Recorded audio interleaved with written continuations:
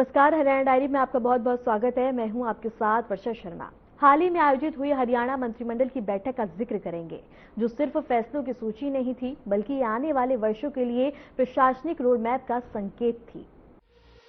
हरियाणा सरकार की ताजा कैबिनेट बैठक कई ऐतिहासिक निर्णयों के साथ साथ राज्य के प्रशासन, शिक्षा, भर्ती और संसाधन प्रबंधन में नए युग की शुरुआत करती दिखाई दी।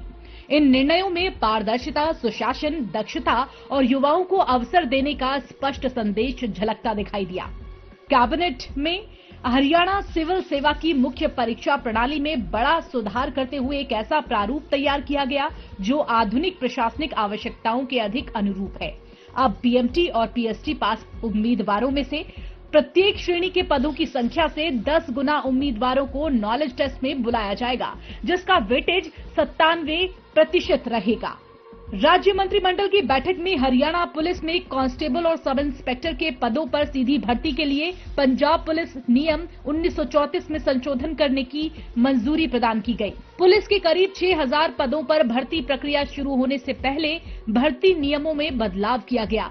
कांस्टेबल और सब इंस्पेक्टर की भर्ती के लिए पुलिस सेवा नियमों में राज्य सरकार ने एनसीसी प्रमाण पत्र धारकों को अतिरिक्त वेटेज देने का निर्णय लिया, जिसके तहत ए सर्टिफिकेट पर 1 अंक, बी सर्टिफिकेट पर 2 अंक और सी सर्टिफिकेट धारक को 3 अंकों का वेटेज प्रदान किया जाएगा। कांस्टेबल और सब इंस्पेक्टर भर्ती के लिए जो पंजाब पुलिस नियम 1934 हरियाणा में जो लागू है में संशोधन को भी कैबिनेट ने मंजूरी दी है।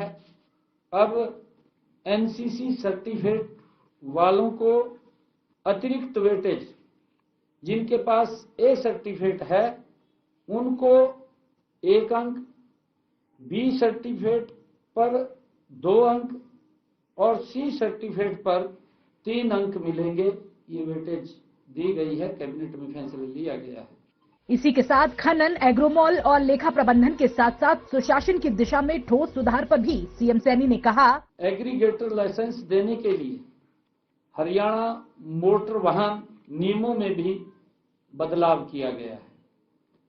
कैबिनेट में एग्रीगेटर लाइसेंस देने के लिए हरियाणा मोटर वाहन नियमों में बदलाव करने के प्रस्ताव को जो मंजूरी दी गई है, उसमें सड़क परिवहन और राजमार्ग मंत्रालय भारत सरकार के दिशा निर्देशों के अनुसार एग्रीगेटर जैसे ओला, उबर जो 1 जनवरी 2026 से केवल ग्रीन एनर्जी पर चलने वाले वाहनों को ही अपने बेड़े में शामिल कर सकेंगे। ये निर्णय किया गया है कि वो या तो इलेक्ट्रिक व्हीकल या सीएनजी व्हीकल ओनली ये अपने उसमें यही गाड़ी रखेंगे, डीजल पेट्रोल की नहीं रखेंगे। यही नहीं, हरियाणा सरकार अवैध खनन पर सख्त कार्रवाई कर रही है। हरियाणा राज्य अभियोजन विभाग विधिक सेवा नियम 2013 में भी संशोधन किया गया है।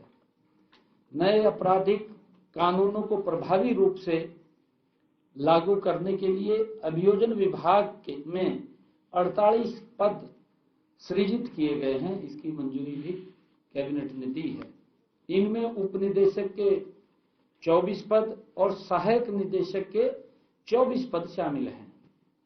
इन पदों को भरने के लिए हरियाणा राज्य अभियोजन विभाग विधिक सेवा नियम 2013 में भर्ती की पद्धति, पात्रता और शर्तें और अनुभव ये निर्धारित करने के उद्देश्य से संशोधन किया गया है।